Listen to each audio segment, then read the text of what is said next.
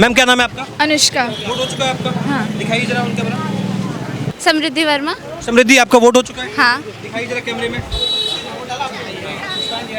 सबसे बड़ी बात तो ये कि राहुल गांधी को मैं युवा की श्रेणी में रखूंगी नहीं, क्योंकि वो 40 पार हैं।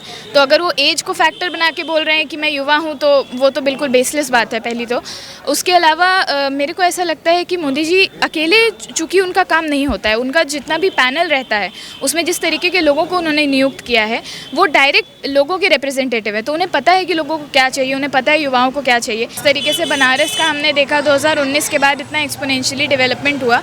वैसे आई थिंक रूरल एरिया में भी थोड़ा होना चाहिए, ऐसा मेरे को लगता है। क्या लग रहा है, माहौल क्या है? मोदी जी जीत पाएंगे या थोड़ा मुश्किल लग रहा है? बहुत आराम से जीत जाएं, क्योंकि एक तो उन्होंने काम बहुत बढ़िया किया है। काफ़ी जब से वो यहाँ पर कॉन्स्टिट्यूएंसी में रहे हैं तब से उनके काम काफ़ी बढ़िया रहा है। बनारस का पूरा उन्होंने शेप बदला है। और उसके अलावा ऑपोजिशन ने भी ऐसा खास कुछ काम नहीं किया है और उनके पास ऐसा स्ट्रॉन्ग उनका पूरा बैकग्राउंड है नहीं। तो मुझे तो लगता है कि जीत का अंतर बढ़ेगा या इस बार कम लग रहा है? मुझे तो लगता है बढ़ेगा, क्योंकि जी हाँ, क्योंकि इस बार मतलब पिछले कुछ सालों में मेरे हिसाब से काफ़ी सही काम हुआ है मिडिल क्लास और लोअर क्लास के हिसाब से। तो मुझे लगता है तो कि इस बार 400 पार होना मुमकिन है।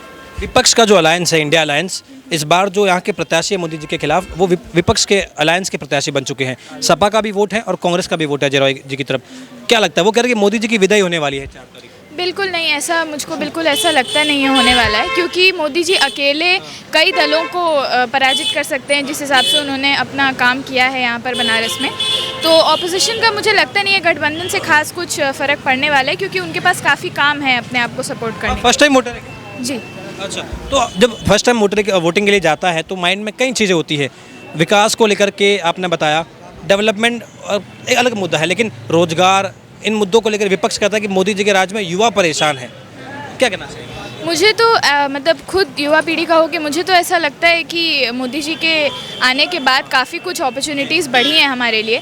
इंडिया में भी आईआईटीज़, और मैं खुद एनआईटी की छात्रा हूँ, तो मुझे ऐसा लगता है कि उनके आने के बाद आईआईटीज़ एंड एम्स वगैरह में जितना बढ़ोतरी हुआ है उतना पिछले कुछ सरकार के अंतर्गत नहीं हुआ था। तो मुझे तो लगता है एजुकेशन के मामले में काफ़ी इम्प्रूवमेंट हुआ है। लीडरशिप कैसी है मोदी जी की? अगर हम इंटरनेशनल लेवल पर बात करें, ग्लोबली लेवल पर बात करें, तो आपको लग रहा है कि इंडिया को रिकग्नाइज करा पा रहे हैं Modi ji much better than जिससे पहले जो गवर्नमेंट थी? जी जी बिल्कुल, क्योंकि इसके अलावा फॉरेन रिलेशंस हमारे जितने इम्प्रूव हुए हैं, भले ही कुछ लोग का ऐसा कहना था कि इज़राइल पैलेस्तीन का इशू ही जैसे हुआ था, तो उसमें लोगों का कहना था कि शायद अगर भारत सिर्फ इज़राइल का ही पक्ष लेगा तो उससे इंटरनेशनल स्कोप पे हमारा ख़राब होता है इमेज। लेकिन ऐसा नहीं हुआ। यूनाइटेड नेशंस में हमने पैलेस्तीन को इंक्लूड करने के लिए भी इंडिया ने वोट किया।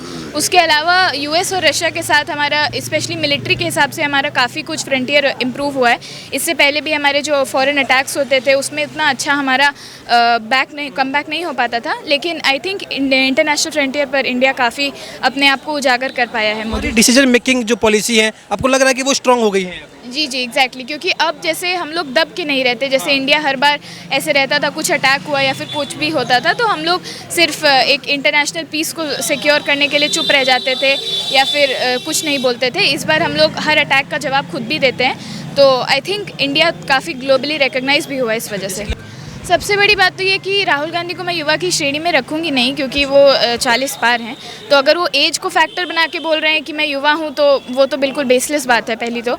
उसके अलावा मेरे को ऐसा लगता है कि मोदी जी अकेले, चूँकि उनका काम नहीं होता है, उनका जितना भी पैनल रहता है उसमें जिस तरीके के लोगों को उन्होंने नियुक्त किया है वो डायरेक्ट लोगों के रिप्रेजेंटेटिव है। तो उन्हें पता है कि लोगों को क्या चाहिए, उन्हें पता है युवाओं को क्या चाहिए। समृद्धि वर्मा।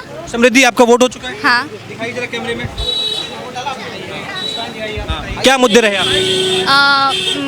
पहली बात तो वो जॉब एम्प्लॉयमेंट और बेरोजगारी जो है बेसिकली, और जो महंगाई बढ़ती जा रही है उसके ऊपर। मैम क्या नाम है आपका? अनुष्का। वोट हो चुका है आपका? हाँ। दिखाइए जरा उनका कैमरा। क्या मुद्दे रहे आपके? अब ये कह रहे हैं कि थर्ड कंट्री का कहीं ना कहीं जो है वो इसमें इन्वॉल्व नहीं है, वो हमें कहीं ना कहीं डिस्टर्ब नहीं कर पा रहा है कि आप ये डिसीजन लीजिए। एग्जैक्टली इस बार इंडिया की सरकार खुद डिसाइड कर रही है उसको हर एक मैटर में क्या करना है।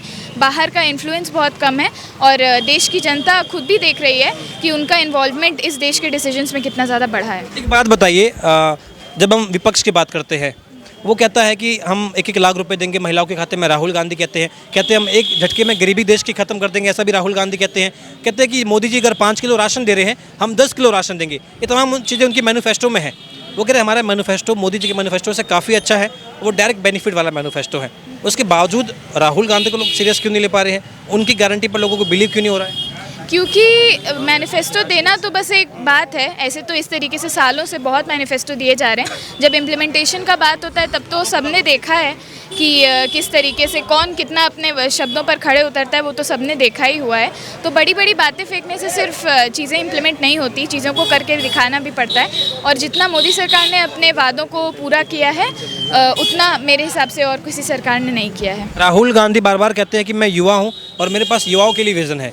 मोदी जी कहते हैं कि मैंने विश्व गुरु के बारे में सोचा है, भारत के लिए 2047 के बारे में सोच रहा हूँ। व्हाट यू थिंक, विजन किसका बढ़िया है, मोदी जी का या राहुल गांधी? जिस तरीके से वो बाकी कॉलेजेस वगैरह में भी हर जगह हर एक स्टेट में जिस तरीके से उनका पहुंच और रीच है, तो मुझे ऐसा लगता है कि हर एक युवा की बात जितना उन तक कन्वे हो पाती है, जितना वो ग्राउंड लेवल पर लोगों से जुड़े हैं, उतना और कोई पार्टी के लोग नहीं जुड़े हैं। तो मुझे ऐसा लगता है कि उनका विजन काफ़ी सही है, क्योंकि वो अलाइन करता है कि हम लोग क्या चाहते हैं उन चीज़ों से। क्योंकि आप फर्स्ट टाइम वोटर है तो एक सवाल बनता है, विपक्ष कहता है कि मोदी गवर्नमेंट की जो पॉलिसीज़ हैं वो बड़े बड़े उद्योगपतियों को प्रॉफिट पहुंचाने का काम करती हैं, वो अडानी अंबानी की सरकार है, गरीबों की सरकार नहीं है। इसको लेके आप क्या सोचते हैं? वो कहते हैं कि अडानी अंबानी जो है उन्हें ज़्यादा रईस किया जा रहा है, गरीब और गरीब हो रहा है। ऐसा अगर होता तो फिर जितना हम लोगों में भ्रष्टाचार वगैरह का रैकेट पकड़ाया है, जितना हमने कितने बड़े बड़े लोगों को अभी कौन विजय माल्या टाइप लोगों को हमने जितने लोगों को डिबंक किया है, वो सब चीज़ ना हुआ होता अगर वो सिर्फ अपर क्लास के को सपोर्ट कर रहे होते। और स्पेशली मिडिल क्लास, मैं खुद भी अपर मिडिल क्लास से बिलोंग करती हूँ, और मिडिल क्लास का होते हुए जिस तरीके से मैंने देखा है कि कितना इम्प्रूवमेंट हुआ है लोगों के इन्वॉल्वमेंट में, लोग खुद कितने जागरूक हुए हैं। इतना ज़्यादा लोग कभी इन्वॉल्व होते नहीं थे कंट्री की डिसीजन मेकिंग में। तो मुझे ऐसा बिल्कुल भी नहीं लगता कि सिर्फ अपर क्लास ही इन्वॉल्व है। मुझे ऐसा लगता है स्पेशली रूरल एरियाज़ में बहुत ज़्यादा इंप्रूवमेंट हुआ है। यूपी की रह के मैंने चूँकि कई गाँव वगैरह में मैं जाती थी, क्योंकि मैं अपने कॉलेज में भी NSS में पार्ट हूँ, तो मैंने जितना देखा है कि 2019 के बाद जिस तरीके से गाँव और इस तरीके के रूरल एरियाज़ में भी डेवलपमेंट हुआ है, उतना पहले से नहीं होता था। तो ये तो बिल्कुल ही मिथ हुआ कि वो सिर्फ अपर क्लास को ही सपोर्ट करते हैं। बिल्कुल। एक बात और बताइए, कहते हैं कि जब से मोदी गवर्नमेंट आई है इन 10 सालों में हिंदू मुसलमान बढ़ा है, कॉन्फ्लिक्ट बिटवीन हिंदू मुसलमान। कह रहे धर्म की राजनीति हो रही है, मोदी जी धर्म की पॉलिटिक्स करते हैं, वोट बैंक का इस्तेमाल हो रहा है, राम मंदिर बनाया है, ये भी वोट बैंक की पॉलिटिक्स हो रही है, क्या ज़रूरत थी मंदिर की? इस प्रकार की तमाम जो चीज़ें होती है उसे आप कैसे देखते हैं? सबसे पहली बात तो ये इंडिया हमेशा से सेक्युलर रहा ही है, और पर्सनली भले ही मैं हिंदू हूँ, लेकिन मुझको इस कंट्री में कभी ऐसा सिचुएशन फील नहीं हुआ कि माइनॉरिटी अंडर लोग्ड है या फिर कुछ भी है, ऐसा मुझे कभी नहीं फील हुआ। मेरे बहुत दोस्त हैं, और अगर हिंदू मुसलमान का बात हो तो मेरे मुस्लिम दोस्त भी बहुत हैं, और उन्हें कभी भी ऐसा कुछ डिससेटिस्फैक्शन नहीं फील हुआ रहकर भी, या फिर अनसेफ या फिर इनटॉलरेंट इंडिया नहीं फील हुआ, जैसे कि बहुत कुछ लोग बोलना चाहते हैं। बड़े बड़े शब्द फेंकना तो कोई भी फेंक सकता है, ऐसे तो कोई बात नहीं है। और रही बात मंदिर वगैरह के इशू की, तो वो तो मतलब बात ही हो जाता है कि किसका कौन सा ज़मीन पहले था, तो वो तो रिलीजन से बिल्कुल रिलेटेड ही नहीं है। मुझे लगता है वो फालतू में रिलीजन को घुसाया जा रहा है पूरा होक्स बनाने के लिए पूरे मैटर को, लेकिन मुझे लगता नहीं उसमें रिलीजन का कोई इन्वॉल्वमेंट। राहुल गांधी कैपेबल है, पॉलिटिकली मैच्योर है कि वो देश का नेतृत्व कर सकते हैं? बिल्कुल भी नहीं। मैंने जितना मतलब बड़े होते हुए भी मैं काफ़ी इंटरेस्टेड भी रही हूँ पॉलिटिक्स वगैरह में, तो जितना मैंने उनको देखा है, उनकी स्पीचेस सुनी है, उनका इन्वॉल्वमेंट देखा है, जितने स्कीम्स कांग्रेस ला चुकी है पास में, उनको एनालाइज़ किया है, उसके हिसाब से मुझे लगता नहीं है कि वो बहुत फार साइटेडली सोच रहे हैं। वो अभी नियर साइटेड चीज़ों से सोच रहे हैं कि इतना फंड इतना एलोकेट हो जाएगा, बट वो चीज़ें हो नहीं पाती हैं जब एक्चुअल गवर्नमेंट में आती है।